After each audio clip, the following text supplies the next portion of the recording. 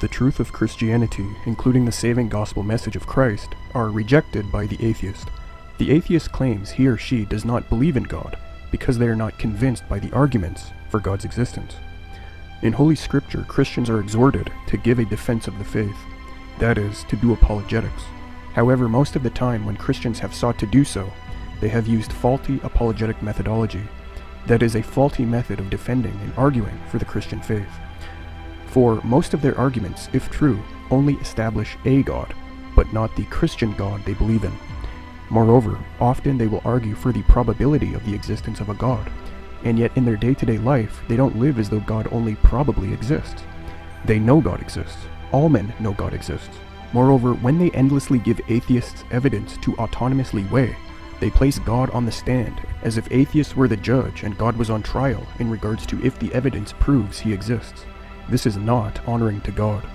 Often they will allow atheists to assume the validity of their reasoning when weighing evidence, without noting the fact that reasoning, morality, uniformity of nature, laws of logic, and human dignity are impossible apart from the Christian worldview. They also put on a mask of neutrality at times, pretending as though they were neutral to the atheist position and arguments, when really they are not, since regenerate Christians are committed to Christ. They also allow atheists to claim and pretend that they are neutral and open-minded to Christian arguments, when really they are not, but instead hostile to the idea of God, and they have their own commitments and presuppositions that inform their thinking, and the way they interpret the world as well, such as naturalism, materialism, the validity of autonomous reasoning, and the idea that all things including God must be empirically proven, etc. When giving unregenerate men evidence, the traditional apologists ignore the biblical fact that unsaved people will always reject it in hostility, since they are not neutral, but they unrighteously suppress the revelation God gives everyone in nature and their constitution that shows them God exists. I, and Reformed presuppositional apologists of the Christian faith, are regretful this takes place, and we offer instead the biblical presuppositional apologetic, which takes care of all these problems and proves the specific Christian God in an honoring manner, leaving the unbeliever with no ability to reason or argue apart from the Christian worldview. Which worldview makes human experience intelligible? Which worldview makes human experience intelligible? Which worldview comports with those things that the Christian and the non-Christian both say or do? Earlier today I told you that though there is an antithesis in principle, unbelievers cannot work in God's world according to their own philosophy. They are going to be inconsistent. They are going to say things and do things that do not comport with what they profess about the nature of reality and how we know and how we should live our lives. Presuppositional apologetics is a Reformed apologetic developed by the Christian philosopher Cornelius Van Til, who was indebted to earlier Christians such as St. Augustine, Abraham Kuyper, and Herman Bavinck in crucial areas.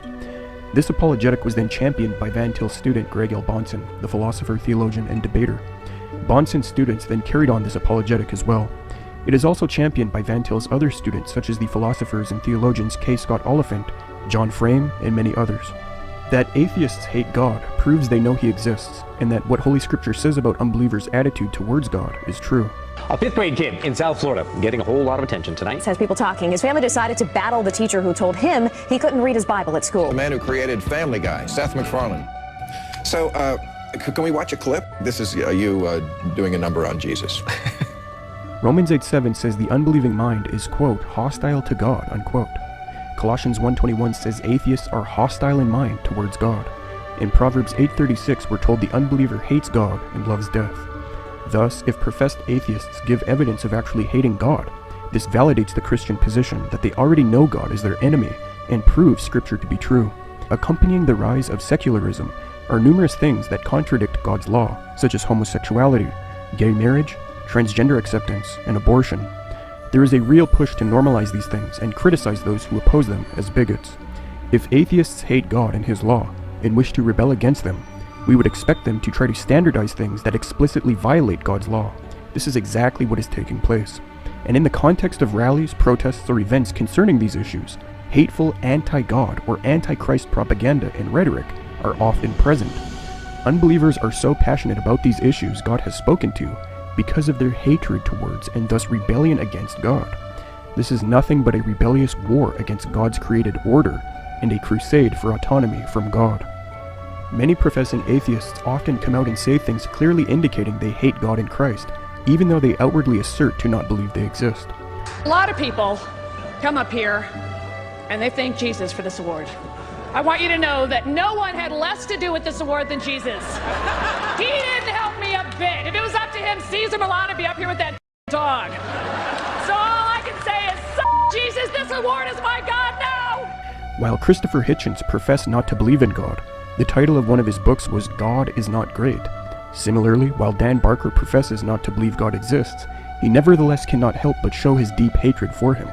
For example, he wrote, "If the biblical heaven and hell exist, I would choose hell. Having to spend eternity pretending to worship a petty tyrant who tortures those who insult his authority would be more hellish than baking in eternal flames. There is no way such a bully can earn my admiration." Also, Barker's supposed unbelief in God does not stop him from passionately attacking him in the following harsh way. "But I do reject Jesus Christ. He is not my Lord. If he did exist, I would tell him to his face that if he created a hell, then he should go to hell. He's an immoral person." Such vitriolic, passionate attacks make no sense if these men do not believe God even exists, and that God is just some fairy tale people should pay no mind to. If these men truly do not believe God exists, why do they consistently exhibit this level of hatred towards him? Many are being misled by such people and following suit. No, I'm not religious. Oh, I don't blame you. I'm an atheist. I hate God. I don't. That atheists know God exists but hate him is also concordant with the findings of John Coster in his book The Atheist Syndrome.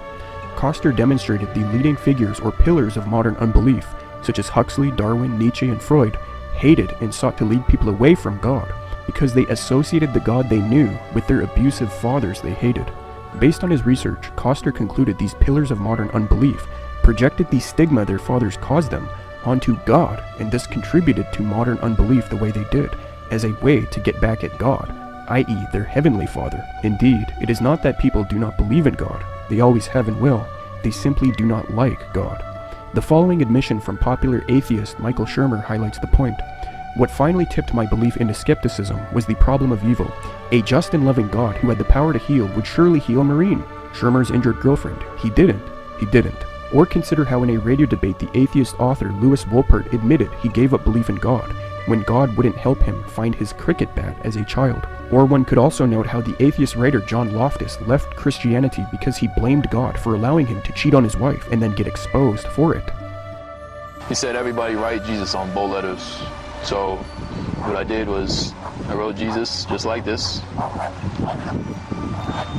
And then afterwards he said everybody put it on the floor. So we took it out, put it on the floor, and he had us all stand up. And once we were standing up, he said, stomp on it. And that's when I picked up the paper from the floor and put it right back on the table. Ryan says he couldn't believe what the instructor was saying to the class. Interestingly, Science 2.0 put out, quote, "Atheism is psychologically impossible because of the way humans think," says Grant Lawton, an avowed atheist himself, writing in The New Scientist. They point to studies showing, for example, that even people who claim to be committed atheists tacitly hold religious beliefs. This is exactly what the inspired book of Romans says, quote, "For the wrath of God is revealed from heaven against all ungodliness and unrighteousness of men, who by their unrighteousness suppress the truth. For what can be known about God is plain to them, because God has shown it to them. For his invisible attributes, namely his eternal power and divine nature, have been clearly perceived ever since the creation of the world in the things that have been made. So they are without excuse." Moreover, a research team out of Finland, led by the University of Helsinki psychologist Marjana Lindman, conducted 2 experiments, the first with 16 atheists and 13 religious people, and the second with 19 atheists. They, quote, "examined whether atheists exhibit evidence of emotional arousal when they dare God to cause harm to themselves and their intimates," unquote. The atheists verbally read a number of statements while skin conductance data was collected, using electrodes placed on 2 of their fingers. This study was published in the International Journal for the Psychology of Religion. The arousal levels were the same for both atheists and the religious. The levels were higher for both when they dared God to do something negative, and lower when neutral statements or statements such as, "I wish something bad would happen," were read. In the report, we are told the religious and atheists, quote, "become equally emotionally aroused when daring God to do unpleasant things," unquote. The study affirmed, quote, "atheists were less comfortable with daring God than with daring a more nebulous and impersonal fate or simply contemplating the distressing events," unquote. Moreover, it found, quote, atheists' explicit beliefs conflict not only with their behavior, but also with their affective reactions, unquote. The study relayed one of the 4 possible explanations of the evidence is that while atheists profess to disbelieve in God, their profession conflicts with their actual subconscious belief. As the study puts it, quote, atheists' explicit beliefs may differ from the implicit reactions that exist outside of conscious awareness, unquote. If this is true, it coheres with what Scripture teaches regarding all men knowing God and yet suppressing their knowledge of Him. While the atheist convinces himself that he does not believe in God and professes such, inwardly he knows God exists and shows evidence of this. Scripture is very clear that man has always had a natural knowledge of God from a very young age since the beginning of man's existence, because creation, common grace, and being in God's image all testify of God's existence. However, atheists have claimed small children, unaided by indoctrination, do not have a natural knowledge of God. Indoctrination, they claim, is what leads a child to theistic beliefs later in life. For example, atheist writer George Smith wrote, quote, "The man who is unacquainted with theism is an atheist because he does not believe in a God. This category would also include the child, with the conceptual capacity to grasp the issues involved, but who is still unaware of those issues. The fact that this child does not believe in God qualifies him as an atheist," unquote. Yet, science agrees with the biblical position and refutes such unbelieving writers. Research associate at Oxford Center for Anthropology, Dr. Justin L. Barrett, put out a book in 2012 called Born Believers, where he puts forth the science that demonstrates children naturally believe in God, as Holy Scripture proclaims. Barrett notes, quote, "Evidence exists that children might find especially natural the idea of a non-human creator of the natural world, possessing superpower, super-knowledge, and super-perception, and being immortal and morally good. These findings are interesting because Scripture also affirms people naturally know God exists and is powerful and glorious, has a divine nature, and is morally good." In chapters 2 and 3 of the book, Barrett shows children come into this world naturally geared to see order, purpose, and intentional design behind the world, indicating their belief in God. On page 46, Barrett cites an experiment by the psychologist Deborah Kellman, where 4 to 5-year-old children affirmed men, women, babies, tigers, and trees, etc. were designed and had purpose in the same way that genes and rings created by men do. Barrett concludes, quote, "Children's minds are naturally tuned up to believe in gods generally, and perhaps God in particular," unquote. This is what Scripture affirms. According to a Pew Forum survey, 38% of people who identified themselves as atheists or agnostic went on to admit they believe in a God or a universal spirit. Thus, about 4 in 10 atheists and agnostics admitted they believe in God or a universal spirit. The biblical fact that even those who are not outwardly Christians know deep down that God exists coheres with those honest enough to admit this.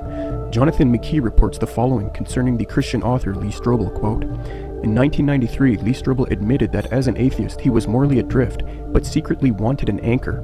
In a personal interview with him, he told me he always knew God was real. He just suppressed that truth, knowing that admitting God's reality would require a change in lifestyle," unquote.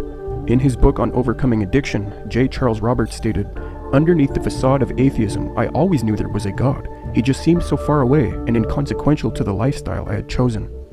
The poet Luckner Pierre similarly wrote, quote, "Ever since I was a young child, deep down in my heart, I always sensed God's existence before I started going to different churches," unquote. The fact is, all men know God exists when they look at nature and because they are in God's image, yet the quote-unquote atheists suppress their knowledge of God. Now, knowledge would be impossible if atheism were true. We are not saying atheists do not know things. We are saying atheists cannot account for knowing things unless they presuppose the Christian worldview, which they do deep down. This is because if atheism were true, then the universe and reality would be nebulous, chaotic, unpredictable, irrational chance. An atheist universe would destroy the possibility of knowledge. Order, rationality, possibility, and probability, all things required to attain true knowledge, are inconsistent in an atheist universe. Yet, atheists do know things and assume the ability to achieve knowledge because they borrow from the Christian worldview without giving God glory or credit. We know this because they live and act assuming the universe is rational, orderly, predictable, etc. Yet the universe can only exist as such if the Christian worldview is true. The unbeliever knows this deep down. Van Til's approach to presupposition is that it is a precondition of intelligibility, and therefore it can be argued for indirectly. You can reduce your opponent to absurdity. You can do an internal critique of the unbeliever's philosophy to show that on that philosophy he couldn't know anything at all. And beyond that, that his reasoning, his appeal to history and science and other things has all along been assuming your philosophy as a way of arguing against your philosophy. Atheistic utilization of rationalism, that is, reason or manipulation of the laws of logic, using intellectual or deductive criteria, and empiricism, that is, knowledge being based on sense perception, is viciously circular, resulting in faulty theories of knowledge, that is, epistemologies. Take rationalism, for example. If the atheist says he knows things because of reason, he is presupposing his reasoning is valid as his ultimate commitment or starting point for thinking. If asked how he knows his reasoning is valid, he will have to utilize his reasoning to prove the validity of it. He assumes the validity of reason when using reason to prove it is valid. This is a vicious circularity, rendering his foundation for knowledge erroneous, since reason itself is not self-verifying. It is a bad circularity. All ultimate authorities must authorize themselves, lest they be shown to be unworthy of acceptance. Reason does not authorize itself, since it does not itself affirm it is valid or true. The Christian's starting point for thinking, that is God and his revelation, on the other hand, do. In John 14:6, Jesus says he is the truth, and 2 Timothy 3:16-17 says Scripture is true and inspired by God. As Greg L. Bonson wrote, quote, "The Christian's starting point, it should then be observed, provides the precondition for intelligible experience and meaningful thought, rather than destroying the epistemological enterprise, for it teaches that man was created to think God's thoughts after him, and thereby know the truth." This is interesting because a common argument against presuppositional apologetics is that it is circular to assume the existence of God in order to prove the existence of God. Critics claim this since we say one must assume God in order to account for what we know to be true, regarding reasoning, knowledge, moral absolutes, laws of logic, uniformity of nature, and human dignity. This is, according to the incorrect unbeliever, blind faith and arguing in a circle. Yet, as John Frame points out, quote, "The unbeliever too has presuppositions that he does not question, and that govern every aspect of his thought and life. Thus, in a relevant sense, he too has faith. He too argues in a circle. The non-Christian has no basis for trusting reason, except his blind faith. If this world is ultimately the product of chance plus matter, of space and time, why should we assume that events in our head will tell us anything reliable about the real world?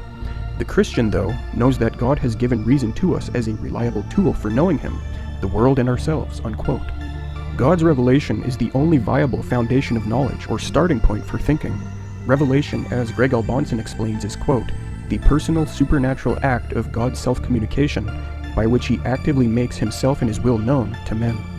There is general revelation, which refers to God revealing himself in nature, and then there is special revelation, which refers to God revealing himself in Holy Scripture.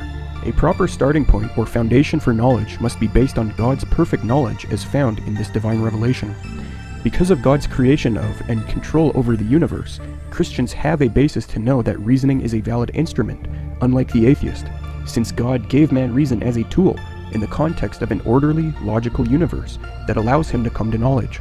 Unless you presuppose the Christian worldview, you cannot account for the validity of reasoning or the ability to come to true knowledge. Because atheists believe knowledge is possible, do know things, and assume their reasoning is valid, they prove they know God and depend on him for these things.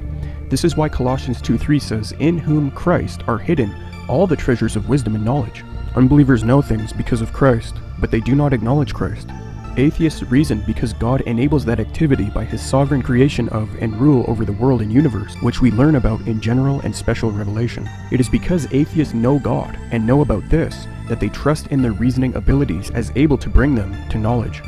Yet the atheists do not admit reasoning is only possible because of Christ. Why? Ephesians 4:17-18 explains it is because of the, quote, "futility of their minds," unquote, in light of the fact that unbelievers, quote, "are darkened in their understanding, alienated from the life of God because of the ignorance that is in them, due to their hardness of heart." It is because unbelievers are fallen in nature, darkened in their thinking, and hard-hearted, that they profess that they can come to true knowledge apart from God, even though they do not truly believe that deep down. Atheists borrow from the Christian worldview, the only system of thought that can account for the validity of reasoning and the possibility of knowledge. This is why the inspired Solomon affirmed, quote, "The fear of the Lord is the beginning of knowledge." In order to have a basis for knowledge, one must start with God and his revelation, not autonomous human reason. This is also why Psalms 94:10 says it is God, quote, "who teaches man knowledge," unquote. Christianity is thus true because of the impossibility of the contrary.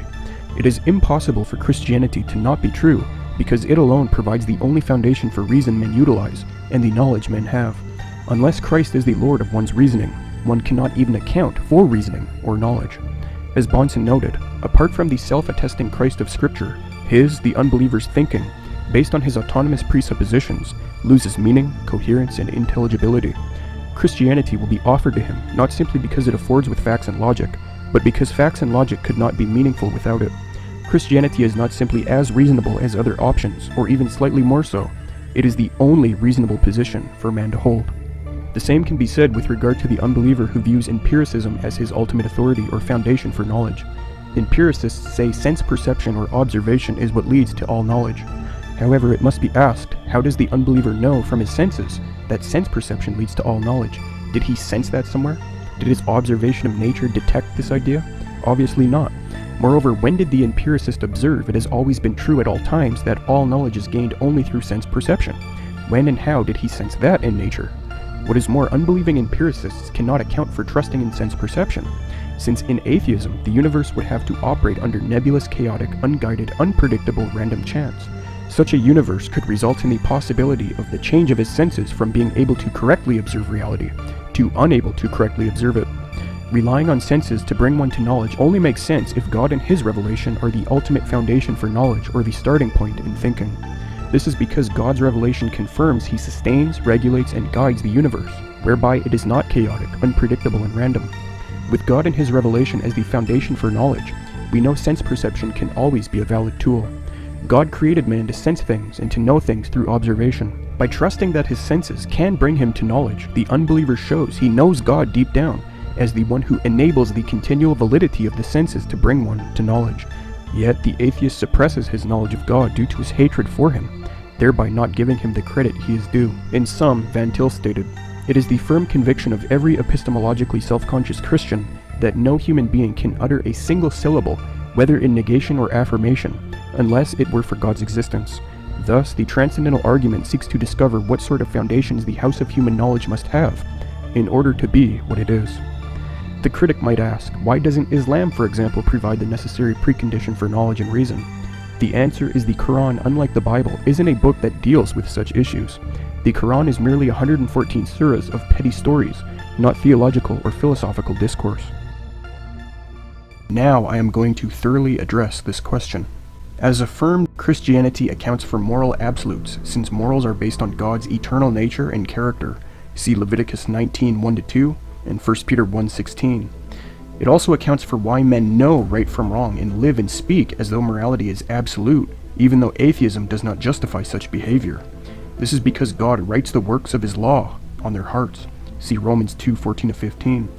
Though men do rebel and suppress or distort their knowledge of good and evil at times, God is the absolute and personal creator who is responsible for the personal obligation men feel to abide by moral absolutes.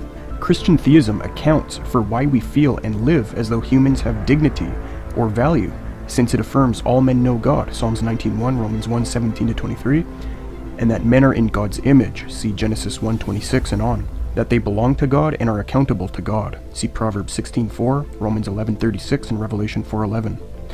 Christianity accounts for the immaterial nature of the laws of logic, since we do not claim that all that exists in the universe is matter, and by noting they are unchanging eternal expressions of the attributes of the unchanging eternal God, see 2 Timothy 2:13. This is deduced from the fact that all knowledge and wisdom comes from God, see Proverbs 1:7, 9:10, Colossians 2:3. The Bible affirms God does not contradict himself, see 2 Corinthians 1:18, and that it is impossible for God to lie, see Hebrews 6:18. This is because the law of non-contradiction is part of his nature. Scripture affirms the laws of logic which reflect God's nature, see Exodus 3:14, Matthew 12:30, Luke 6:43. Christianity also accounts for the uniformity of nature by appealing to God's sovereignty and provision, see Nehemiah 9:6, Matthew 5:45, Ephesians 1:11, Colossians 1:17. And it explains the reason all men assume uniformity day to day, without worrying reality will spiral into chaos, which is a valid worry if atheism is true, is because all men know and depend on God as the sustainer. See again Psalms 19:1, Romans 1:17-23. Christianity explains why we all assume reason is a valid tool, since we all know the God who provided us with a logical, orderly universe, where trusting the mental activities of our head actually makes sense. See Proverbs 1:7, Colossians 2:3. It accounts for our trust in empirical learning by explaining all men know the God who created men to know things through observation.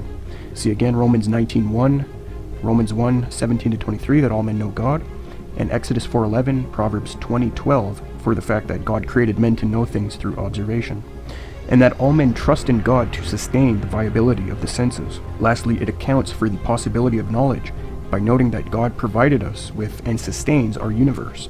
See Genesis 8:22, Psalms 103:19 and 104:2, Isaiah 40:26, Jeremiah 31:35, and Amos 8:9. A universe which is conducive for knowledge, that is an orderly, guided, non-chaotic, rational universe, where probability and possibility, which are required for knowledge, actually make sense. It also accounts for why all men assume the possibility of coming to knowledge, by noting that all men know the God responsible for creating the universe, and that the fear of the Lord is the beginning of knowledge, and all the treasures of wisdom and knowledge are deposited in Christ, as Scripture says. Thus, Christianity must be in order for what is to be what it is. Atheism cannot be in order for what is to be what it is. It will be demonstrated other religions do not account for this type of valid human experience. In demonstrating this, I will refute one of the main objections to presuppositionalism by atheists. I will cover Islam, Judaism, Hinduism, Buddhism, Greek polytheistic paganism, deism, Mormonism, Jehovah's Witnesses, and the ever so popular but fictional green aliens from Mars argument. Doing this helps justify the presuppositionalist view that Christianity alone is the precondition for intelligibility. Islam and moral absolutes. The precondition for the obligation we all feel to be moral must be both absolute and personal, since morals are absolute and obligation to be moral only makes sense in interpersonal relationships. Thus, a personal absolute being is required. The Islamic God, Allah, is not truly personal. While the members of the Christian Trinity enjoyed eternal communion and relationship, meaning they have been eternally personal, the Islamic God is Unitarian and has not had relationship for eternity. Therefore, Allah fails as the truly personal precondition of the obligation we all feel to be moral. Another fact that proves the Islamic God is not personal is that the Quran teaches an impersonal, arbitrary fatalism and predestination of people. Islam teaches predestination in texts such as Quran 951 and Sahih Muslim Book 33 number 6406, with no explanation or care for how there is purpose or meaning in this, while the Bible explains God's predestination of individuals has significance, purpose, and meaning. For instance, Romans 9 explains God displays all his attributes of wrath, power, glory, and mercy to his elect by his predestination of individuals to both heaven and hell. This is a loving gift to his elect, since God is not required to disclose his attributes to them. Hence, unlike Yahweh, we are left with an impersonal God in Islam who fails to be the absolute and truly personal precondition to make sense of the obligation we all feel to be moral. Islam and the laws of logic. In order for the Islamic God to qualify as the eternally logical precondition who accounts for the laws of logic, he and his alleged divine book must show themselves to be logical or internally consistent. If they violate the laws of logic through irreconcilable contradiction, then they violate the law of non-contradiction, and show Allah is not the source of the laws of logic upon which his nature is based. Do the quote-unquote infallible religious texts of Islam have irreconcilable contradictions? Consider how on the one hand the Quran and Muhammad affirm the validity of the Old and New Testaments of the Bible. See Quran 4:136, 7:157, Sunan Abu Dawud, Book 38, number 4434, and Ibn Ishaq's The Life of Muhammad, page 268. While on the other hand it contradicts the Bible's clear teachings on original sin, the sacrifice of Christ on the cross, justification being by faith, and the deity of Christ, etc. Another contradiction is that while Quran 88:6 says that the only food for those in hell will be bitter dari, Quran 69:36 says the only food for the wicked in hell will be pus from their wounds.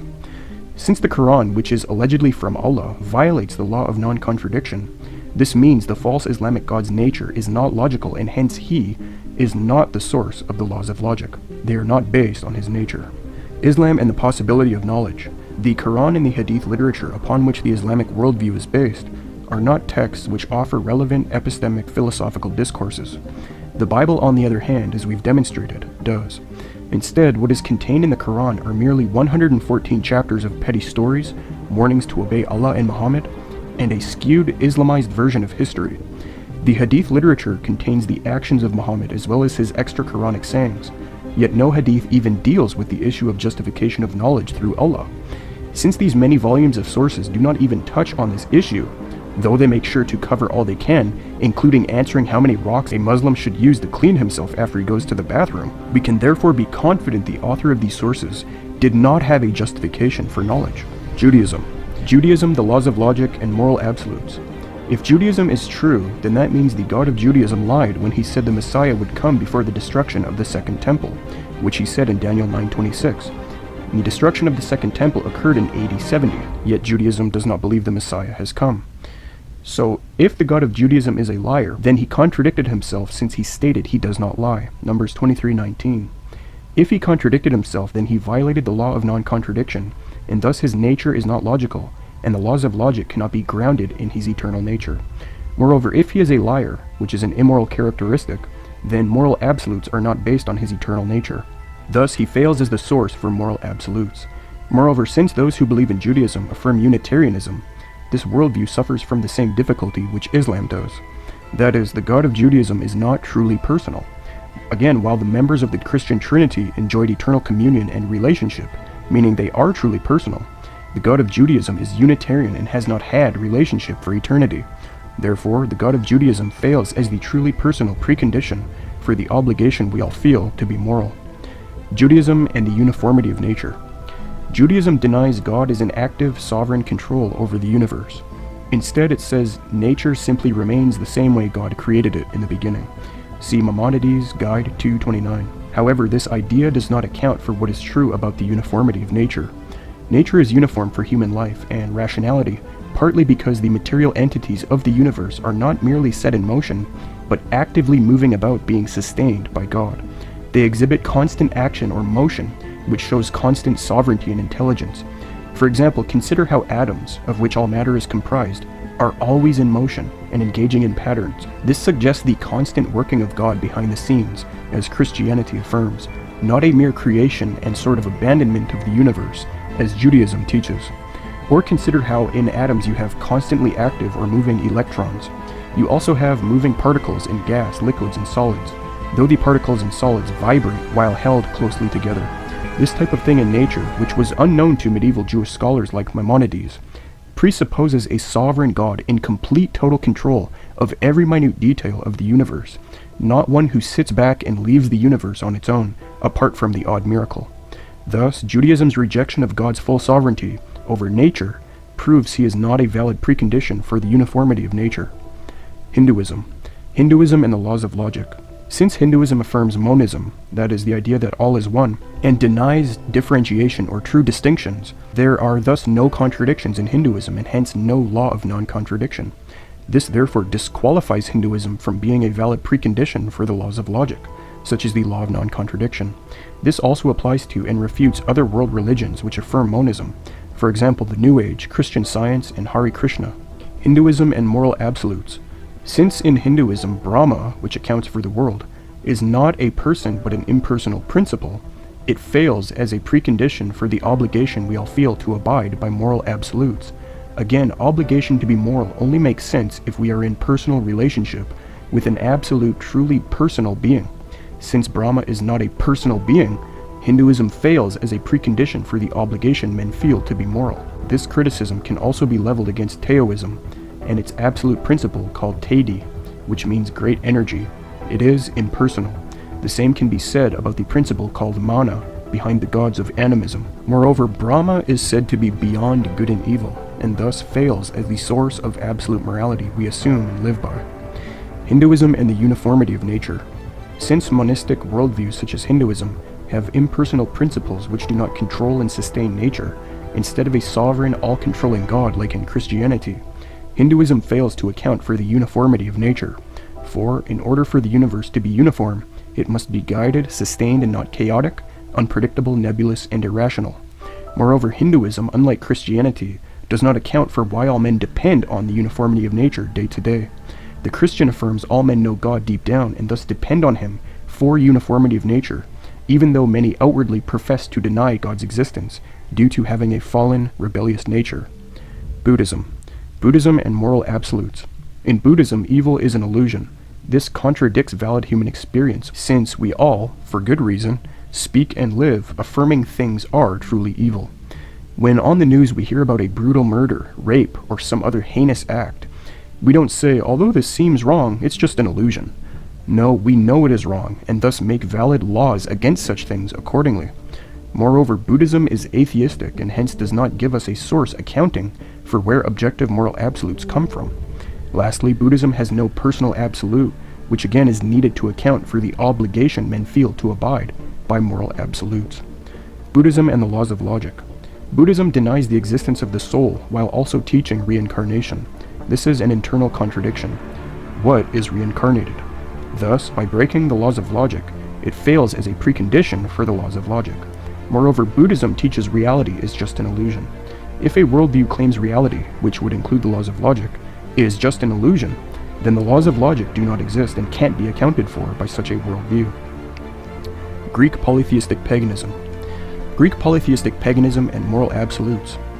Although gods in this paganism can be personal, none of them are absolute. They all have different responsibilities and roles in regards to the world. Thus, paganism fails to provide a personal and absolute source required to make sense of the obligation men feel to abide by moral absolutes. Zeus, the so-called father of gods and humans, for example, was said to be finite and had a birth. He is not said to be an absolute control over everything. This critique can also be leveled against animism, other forms of Hinduism, ancient Roman paganism, Shinto, and ancient Egyptian polytheism. Moreover, the gods of Greek paganism were extremely immoral according to Aristides. See Aristides' Apology 13:8. They engaged in theft, adultery, and homosexuality, etc. Thus, absolute morality cannot be based on their natures. Greek polytheistic paganism and the laws of logic. In Greek paganism, the Dioscuri brothers, who were twin gods, were honored and exalted as moral helpers of mankind. Yet they were beings who were said to have ravished the already married daughters of Leochippus. This is a clear violation of the law of non-contradiction in Greek paganism.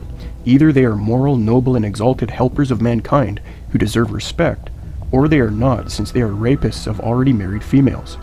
If a worldview violates the laws of logic, it cannot be the basis for the laws of logic. Contradictions among these gods shows the laws of logic are not based on the nature of these gods of this system. Deism. Deism and the uniformity of nature. Deism suffers from the same difficulty as Orthodox Judaism. That is, there is a God who set the world on its course and then withdrew from it. However, again, due to the nature of the world's utter complex uniformity, which was unknown to the founders of deism in the 17th century, a totally sovereign God is required to sustain the movement of atoms, the moving parts in atoms, that is electrons, as well as the movement and vibrations of particles and gases, liquids and solids. Due to deism's absence of providence, it fails as a valid precondition to make human experience on this issue intelligible.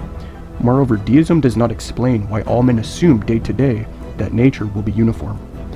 Deism and moral absolutes. If a God created the world and then withdrew from it, then the fact that men know right from wrong is inexplicable. If the deistic God does not write his law on the hearts of men at their birth, since he is not around, then man's knowledge of good and evil is unaccounted for. Deism and knowledge. Deism cannot account for the fact that all men know God exists from birth, being the basis for trusting in their mental faculties and a non-chaotic universe as being able to bring them to true knowledge. One deist source said, quote, "Deism is knowledge of God based on the application of our reason," unquote. However, people assume God in order to reason and come to knowledge. Deism has it backwards. People do not reason in order to come to the conclusion that God exists. Knowledge of God is innate. This proves deism fails as the precondition for knowledge. Deism and human dignity. Deism fails to explain why men attribute dignity or value to other men the way they do. In deism, men are not in God's image, nor are they viewed by all men as being accountable and owned by a God. Thus, deism does not account for humans attributing dignity and value to other humans. Mormonism. Mormonism and moral absolutes. The Mormon God is an exalted man of flesh and blood. He is not eternal, nor is he absolute. Thus, he fails as the absolute personal precondition for the obligation men feel to be moral. Mormonism and the laws of logic. Since the Mormon God is not eternal, that means he can't account for invariant, that is unchanging, Laws of logic. If the laws of logic are not based on an unchanging eternal nature, their invariance today is inexplicable. Jehovah's Witnesses. Jehovah's Witnesses and moral absolutes. Since this cult denies the Trinity, their God is not truly personal, for again, unlike Christianity, they do not have a triune God who has been an eternal personal relationship. Thus, Jehovah's Witnesses do not have a truly personal God, required to account for the obligation all men feel to abide by absolute morality. Jehovah's Witnesses and laws of logic. According to the God of Jehovah's Witnesses, the Watchtower Society takes the role of the prophet of God. See the Watchtower, April 1st, 1972, paragraph 197. However, the Watchtower claimed 1925 would be the end of the world. See Watchtower, April 1st, 1923, paragraph 106. The Watchtower then admitted its organization was wrong, and a 1925 end-of-the-world scenario was based on the inflated imaginations of Watchtower Society members. See Watchtower 1926, paragraph 232. This is a serious contradiction. Either the Watchtower is a true prophet and makes true prophecy, or it is a false prophet and makes false prophecy. Since this worldview violates the laws of logic, it fails as a precondition for the laws of logic to be true. How can their God inspire prophets to make false prophecy, violating the law of non-contradiction, if the laws of logic are based on his eternal unchanging nature? Green aliens from Mars. When the atheist worldview is reduced to absurdity and shown to not account for valid human experience, the atheist often says, quote, "Although you say Christianity accounts for reality, I can just as easily say green aliens from Mars account for it," unquote. However, green aliens from Mars being the source of the universe is not an actual worldview. Second, if the atheist wants to posit green aliens from Mars as the valid precondition for intelligibility, he needs to actually tell us about this worldview in depth, anthropology, epistemology, view of creation, etc., in order that we can test it internally and see if it actually accounts for reality. Atheists always fail to do this when raising this argument. Thus, their argument does not have any actual force. Moreover, even if they did invent and fully explain such an imaginary worldview, the fact that they do not actually believe it but are just raising it to try to stump Christians shows it is not a meaningful worldview to consider. Christianity has actually been affirmed and believed for 2,000 years, and is not some off-the-cuff response to a transcendental argument. Michael R. Butler's words refute this objection, quote, "It can be seen as the last resort of a non-Christian who has just been shown the impossibility of his own worldview, and also shown that the Christian worldview is able to account for human experience. At this point of desperation, he says, yes, Christianity is able to account for human experience, but there may be another worldview out there that can also provide the preconditions of human experience. This move, however, is of little or no practical value for the non-Christian. In a debate, people argue about actual worldviews, not what may possibly be the case. If Christianity is shown to account for human experience, and say naturalism, Buddhism, or Islam is shown to be unable to give such an account, it is of no aid to the naturalist or Buddhist or Muslim to make recourse to some unknown worldview that may, like Christianity, provide the preconditions of intelligibility. Bonson's rhetorical comeback hits the mark. Suppose a basketball player, say Michael Jordan, beats every worthy opponent in one-on-one basketball games. He can justifiably claim to be the best individual basketball player in the world. Suppose further that another jealous and peevish basketball player, who was also previously trounced by Jordan, resents that he, Jordan, has titled himself the best player in the world. His comeback is, just because you have beat every current player does not mean that there is not another one coming who is better than you. Jordan's response can be anticipated. Bring on my next opponent. The theoretical possibility that there may be another player better than Jordan is not a concern to him. In the world of basketball, it is the one who is actually the best player, and not who is possibly the best player, that is of importance. In the practice of apologetics, things are similar. What matters are actual worldviews, not possible worldviews." Unquote. In sum, when atheists object to Christianity being the precondition for intelligibility, by positing other religious worldviews for the sake of argument, or even imaginary worldviews, this is just another example of them rebelling against the Creator that they know, and finding excuses and ways to keep suppressing their knowledge of Him. However, it is clear, the unbeliever as well as the pagan both require and depend on God deep down, despite erecting idols which shelter them from the truth. That is, for example, false gods, atheist scholars, etc. What the pagan and the atheist need, now that it has been shown that their worldviews are absurd and false, is the gospel. The gospel or the good news is that although you have sinned against your God and denied him, thereby incurring his just punishment, remember he is a perfect just judge, there is a way to have your sins forgiven. On the cross, the eternal Son of God, Jesus Christ, died as a sacrifice for the sins of those who repent and believe in him. When you rely on what Christ did on the cross, in order to have your sins forgiven and be right with God, then you are saved. This is the greatest truth of this universe that all men need to hear. Now, Christianity is the only worldview that makes human experience intelligible. This includes ethics and morality. We all live our lives as though absolute good and evil exist. We make strong moral judgments. When we hear about a brutal serial killer, child rapist, or terrorist mass murder, or some other moral evil, we do not say, according to our culture, this seems wrong, or according to my subjective opinion, this seems wrong. No, we strongly condemn them because they are wrong. Morality is not subjective, that is merely agreeable depending on one's personal feelings or fancies. It is objective, that is true apart from individual sense or judgment. This is why strong moral judgments make sense. Moreover, every decent person would agree that child molestation would still be wrong, even if all the other minds on the planet for some reason accepted it to be okay. Thus, morality is also not relative, that is, only true relative to the judging individual and changing circumstances. Instead, it is absolute, that is, existing independently of minds and universally valid.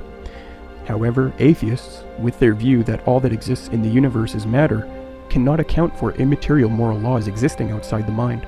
Only Christianity can. The Christian worldview accounts for moral absolutes by noting there is an eternal personal God who shows us in Scripture and in our hearts what is truly good and evil based on his eternal holy character.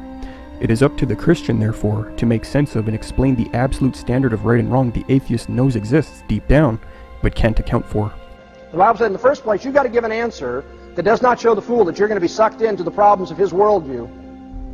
But then on the other hand, you're going to say, well, wait a minute, for argument's sake, okay, let me go with you here. Let's run with this a bit. So let's take your philosophy. You're saying foolish philosophy. Let's take your philosophy and let's see what happens if we think of the world this way, if we think of knowledge this way, if we think of ethics this way.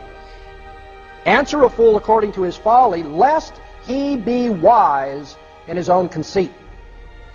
Lest he think he's got wisdom, lest he think conceitedly that he is able to find out anything about reality given his philosophy. Show him where his philosophy takes him. Good as that which evokes the approval of society is a fairly popular ethical position held by many unbelievers. They claim they believe good and evil because society recognizes good and evil, thus defining morality. However, this position does not make sense of human experience. The German society of World War II believed Jews were a problem and ought to have been isolated and eliminated. Yet the unbeliever who holds to good being that which evokes the approval of society does not hesitate to condemn the actions of Nazi Germany.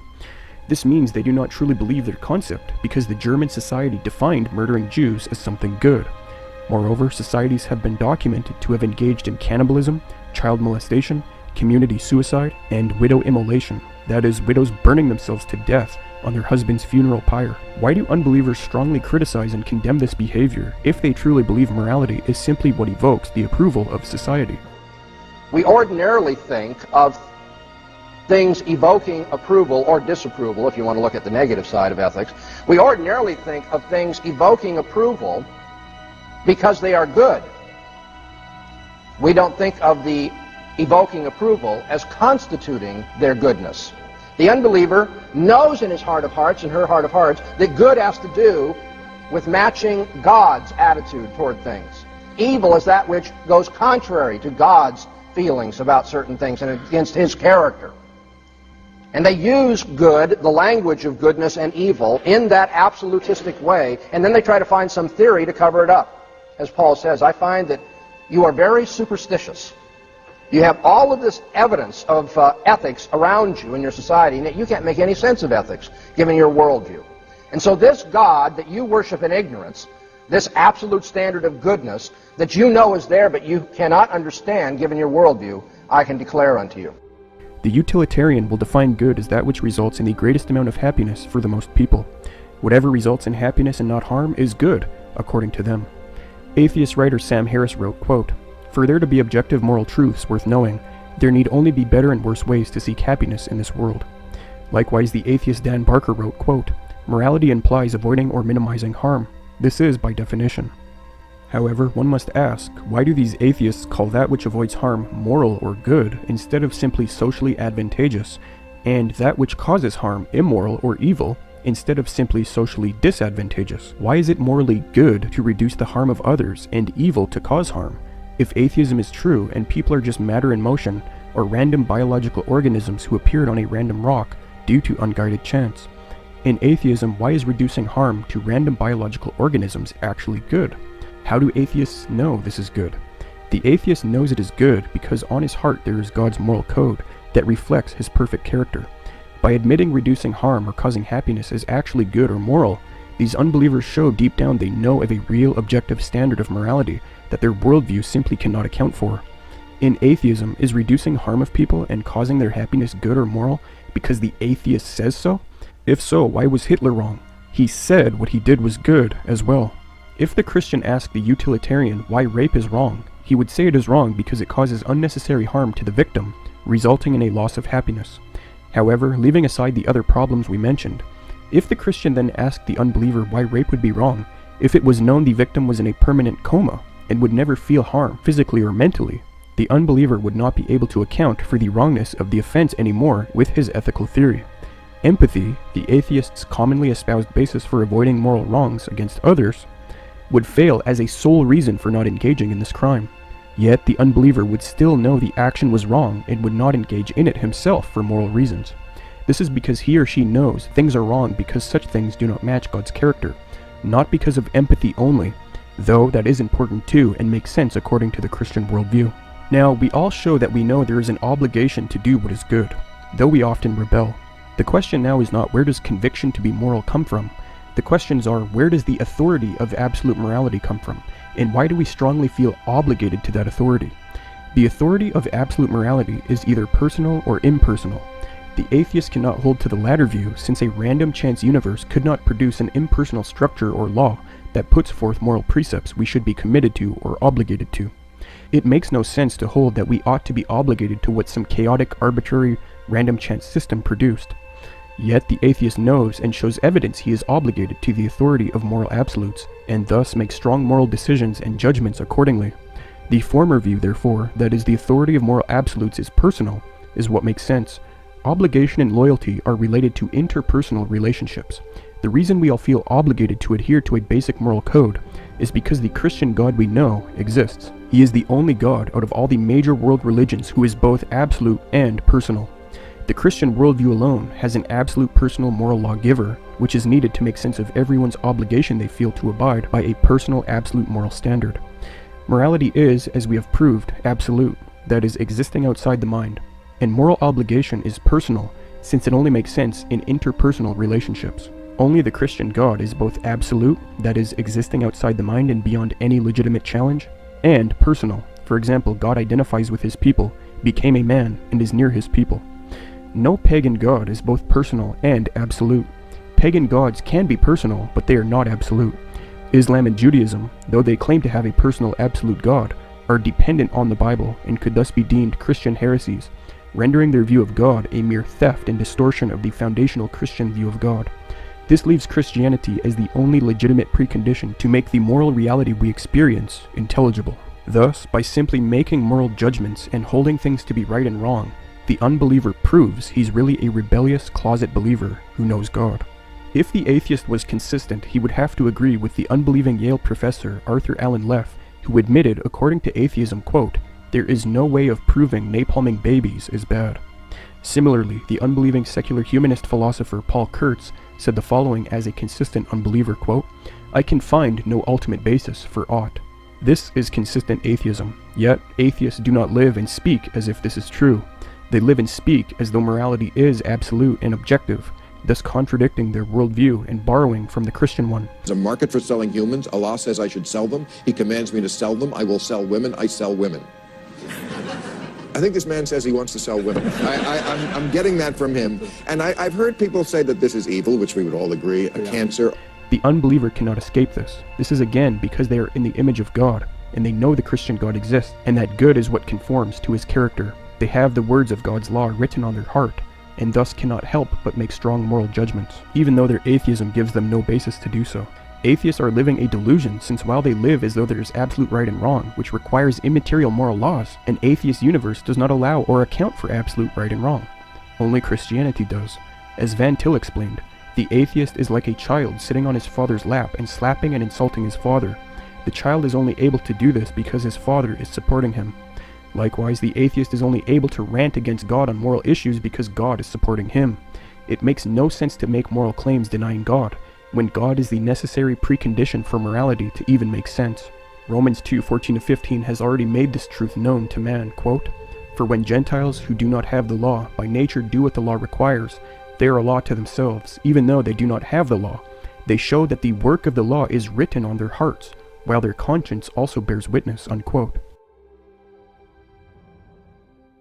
The uniformity of nature and the problem of induction are vital to discuss at this juncture. That nature is uniform is something we all depend on.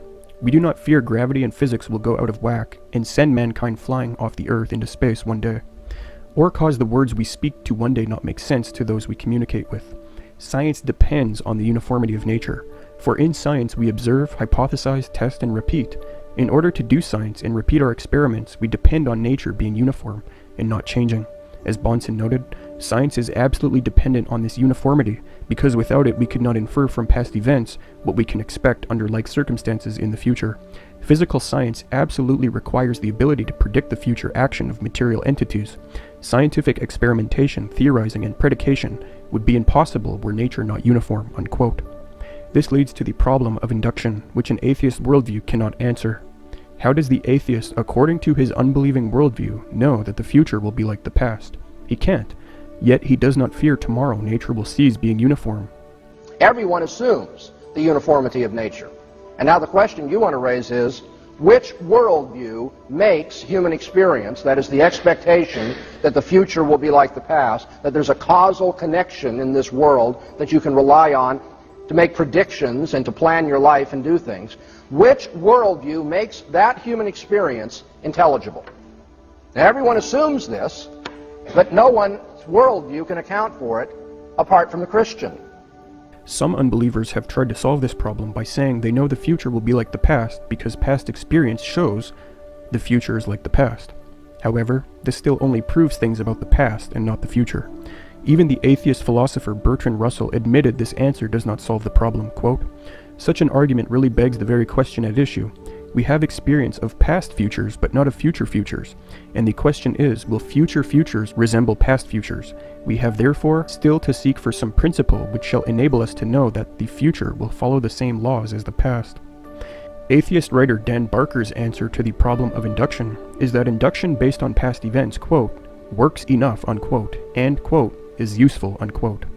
However, to say induction works or is useful does not do away with the actual problem, which is that atheists do not have a foundation to know the future will be like the past, and thus it makes no sense to depend on the uniformity of nature the way that they do day to day. The unbeliever cannot know the future will be like the past, yet he lives his life as though he knows it will be. He does not fear tomorrow science will not work. He knows if he accidentally hits his knee on the table tomorrow, it will hurt just as it did in the past. This is because deep down he knows the Christian God sustains the universe, keeping it uniform. If the atheist really believed this universe came about by randomness and operates unguided and by chance, then he really has no foundation for living as though the future will be like the past. If he was consistent, he would be very much open to the idea that tomorrow hitting his knee would not hurt. The Christian worldview, on the other hand, accounts for why nature is uniform and answers why we all know and live like the future will be like the past. This is because the God who all men know exists controls everything and keeps nature uniform. In Nehemiah 9:6 we are told, quote, "You have made heaven, the heaven of heavens, with all their host, the earth and all that is on it, and you preserve all of them." Also Matthew 5:45 explains God, quote, "makes his sun rise on the evil and on the good, and sends rain on the just and on the unjust," unquote. Moreover, in Ephesians 1:11 we read that God, quote, "works all things according to the counsel of his will," unquote. Finally, with regard to God, Colossians 1:17 affirms, quote, "in him all things hold together," unquote. As K. Scott Oliphant and William Edgar note, quote, The existence of the God of Christian theism and the conception of his counsel as controlling all things in the universe is the only presupposition which can account for the uniformity of nature which the scientist needs. But the best and only possible proof for the existence of such a God is that his existence is required for the uniformity of nature and for the coherence of all things in the world." Unquote. A popular atheist objection to this argument is that since the Christian God is said to do miracles, then that refutes the idea that we can know nature will be uniform in the future and not totally changed from miracles. However, our claim is not that the future will resemble the past in all possible ways, i.e. that there won't be a healing, blessing, or supernatural occurrence now and then, but that based on God's promises and the descriptions about him in Scripture, we have justification for the future very much resembling the past in the relevant ways pertaining to the universe being uniform and conducive to human life and science. The Christian has justification for that. The atheist has none. Therefore, miracles pose no real problem for the Christian on this issue. That is to say, every contrary point of view is impossible, philosophically speaking. Every point of view contrary to Christianity is impossible because it doesn't make sense out of human experience or belief. It cannot make intelligible anything in human experience. Where is the philosopher who, following non-Christian standards, can make sense out of anything, can make sense out of rationality, can make sense out of morality, can make sense out of self-awareness, can make sense out of science, can make sense out of human dignity? Where is the philosophy that does this? It doesn't exist. For God has made foolish the wisdom of this world. Do you believe that? You can take their antagonism and their hostility and what they say against Christianity and show that even that couldn't make sense unless Christianity were true in the first place. That the worldview of Christianity is necessary to make sense even of the arguments of those who oppose it. One of the things you're going to hear people say is, "Oh no, that's not, I can make sense out of I'm scientific, I'm rational, I'm a good person." And to that you want to say, yes, you are. Because you live in God's universe and you know God in your heart of hearts. And so you don't live up to your philosophy. What you want to be aware of and what you want to get across to the unbeliever is that he or she has deceived themselves about reality and how we know and how we should live. The laws of logic are immaterial, abstract, universal, invariant laws or rules that govern rationality. The laws are 1. The law of identity, which says that A is A, that is, A cannot be both A and non-A at the same time. For example, a car cannot be all blue and all black at the same time. A thing is what it is. 2. The law of non-contradiction, which says that A is not non-A. In other words, no statement can be both true and false in the same sense and at the same time. For example, a man cannot be both jogging and not jogging at the same time and in the same manner. Finally, 3. The law of excluded middle, which says A is either A or non-A. That is, every statement must be true or false exclusively. There is no middle ground. For example, something is either a DVD disc or not a DVD disc. There is no in-between. These laws are not physical objects. The fact that these laws are immaterial, abstract, invariant entities doesn't fit with the atheist idea of a constantly changing universe made up of matter only. Only the Christian worldview can account for them. Atheists, for example Gordon Stein in the Stein versus Bonson debate, have claimed that the laws of logic are mere human conventions that man agrees upon and lives by. However, certain Eastern traditions do not agree with the laws of logic. Moreover, the laws of logic would remain true even if people were absent and didn't agree on them. If no people were around, a rock could not be all red and all black at the same time. This is thus an abstract or immaterial rule that would still apply. Hence, they are not dependent on people and are not mere human conventions derived from the mind. They are immaterial, abstract, invariant entities. Other atheists, such as Dan Barker, for example, have stated that the laws of logic are merely a function of the brain thinking how it should function, and that such laws do not exist outside the mind. Barker and those like him have to say this because immaterial laws, such as laws of logic, are impossible in a universe comprised of only matter. However, the problem is, if the laws of logic were mere functions of the brain thinking about how the brain should function, then the laws of logic would be different from person to person, since the brains of people and the way people think are different. Therefore, the laws of logic would not be objective and unchanging like they are, if that's all they were. Hence, laws of logic are not mere function of the brain thinking how it should function. As Bonson puts it, quote, "The laws of logic are universal and unchanging. or else they reduce to relativistic preferences for thinking rather than prescriptive requirements, unquote. Other atheists have resorted to denying there are even laws of logic, an attempt to disprove them in order to escape this dilemma. However, in order to try to argue and try to disprove the laws of logic, the atheist has to assume and use the laws of logic. They are needed for human thought and speech. For example, in order to claim the validity of the laws of logic is false, one has to assume the law of excluded middle, which says every statement must be either true or false exclusively. The reason the unbeliever speaks in terms of things being either true or false is because he can't escape the fact that statements are either true or false. Clearly, such atheists, because of their faulty worldview, cannot account for the laws of logic, yet the majority appeal to them and depend on them, because deep down they know the God responsible for them. The Christian worldview, on the other hand, does account for them. Immaterial, eternal, universal, unchanging laws exist because they are based on the nature of the eternal, logical God. They are how God thinks, that is, they are attributes of God. They are eternal expressions of the eternal God. As Thompson notes, God is the creator of the world and of the human mind, so all intelligibility is due to him. He is the author of all truth, wisdom, and knowledge. The laws of logic which reflect that character are unchanging and unchangeable, in that God cannot deny himself. The Bible validates and assumes these laws of logic which reflect God's nature. For example, God affirms the law of identity in Exodus 3:14 when he says, "I am that I am." When Jesus, speaking metaphorically, says a good tree is not a bad tree in Matthew 7:18, he affirms the law of non-contradiction. And the law of excluded middle is advanced by Christ when he says, "He who is not with me is against me." Matthew 12:30. If one is to account for the laws of logic, Christianity must be maintained. Atheism makes such laws impossible and inexplicable or unaccounted for. The laws of logic are crucial to any kind of rational thinking. Education would not make sense. Debating would not make sense unless people were committed, in some sense, to common laws of reasoning as to what controls good and bad conclusions, reliable and unreliable conclusions, and patterns of inference that will lead to the truth. Everyone needs laws of logic in terms of education, debate, argumentation, what have you. And yet the unbelieving worldview cannot make the laws of logic intelligible. Here again, the unbeliever shows that he or she knows God, knows that God is an intelligent, personal, reliable, consistent, faithful being, and that they must be like that. They must think logically and consistently, but they don't want to acknowledge God, so they suppress the truth and unrighteousness and come up with some phony theory to explain the laws of logic.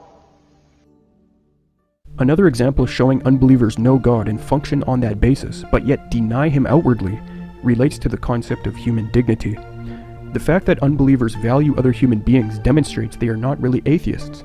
For if atheism were true, and humans were merely random biological organisms who by chance appeared on some random rock, then there would be no real reason to assign to humans the high value we assign to them.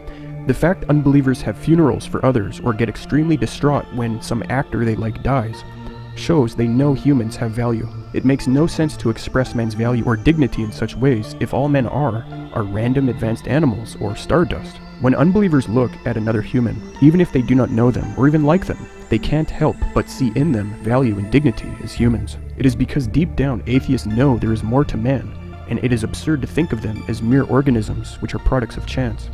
The unbeliever knows, though he suppresses it, that mankind was created and is made in the image of an infinitely valuable God, and thus has value. He knows humans were created to commune with God as moral agents who belong to and are accountable to God. This is why we all assign value to other humans and are aghast when a psychotic individual or individuals treat humans in evil ways. Valuing human beings makes no sense in atheism if humans are just matter in motion. The Christian worldview, on the other hand, accounts for the value we assign to human beings. In Psalms 14:1, the inspired David said, "The fool says in his heart, there is no God." You have to be a true fool to, through self-deception, tell yourself you do not believe in God, since without presupposing God, you can't account for reason, knowledge, logic, morals, uniformity of nature, man's dignity, etc. Moreover, general revelation, that is creation, testifies to every man that God exists. As David also says, "The heavens declare the glory of God, and the sky above proclaims his handiwork," Psalms 19:1. When the unbeliever looks at the magnificence of the sky, stars, moon, sun, the world, animals, humans, flowers, etc., there arises recognition of God's existence and power, which they go on to suppress as fallen creatures. As Frame notes, the unbeliever knows God, and this knowledge influences his thoughts, speech, and actions in varying degrees and ways. In a sense, then, the unbeliever has two presuppositions. He presupposes both truth and falsehood, both the reality of God and the unreality of God. His thinking, therefore, is radically contradictory. Unbelieving thought and the rejection of Christian truth leads to absurdity and the destruction of the human mind. As Thompson noted, just examine the sort of scholarly material that is produced by the universities of our land. Existential despair, relativism respecting truth, irrelevance in detailed studies, dehumanizing scientific advances, and a political paper chase. Hath not God made foolish the wisdom of the world? When men are not proper stewards of what God has given them, for example, scholarly ability, then God takes away even that which was previously possessed, for example, making such scholarship vain, that is empty. However, Christianity can rescue the broken unbeliever.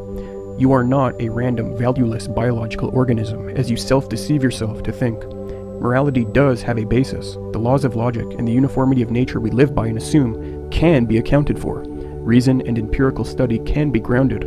We can account for knowledge being possible.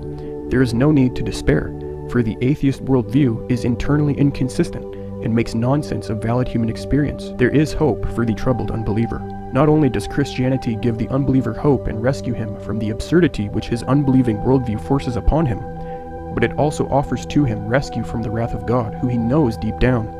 Indeed, our rebellion and sin against God alienates us from him. We have all lusted, stolen, blasphemed God's name, lied, cheated, and hated our neighbor. This is detested by the God we know, the holy just judge, the one we will face when we die. And rightly so, since such things are truly wrong.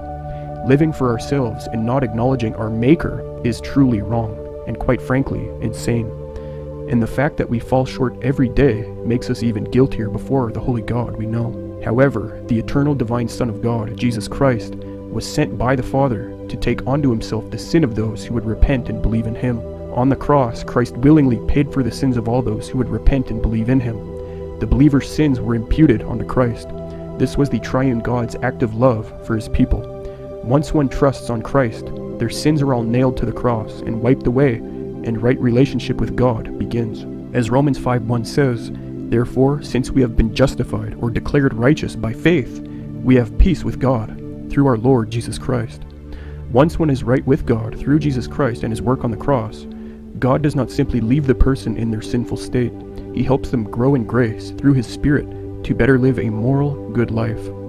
As Galatians 5:22-23 says, "But the fruit of the Spirit is love, joy, peace, patience, kindness, goodness, faithfulness, gentleness, self-control. Against such things there is no law."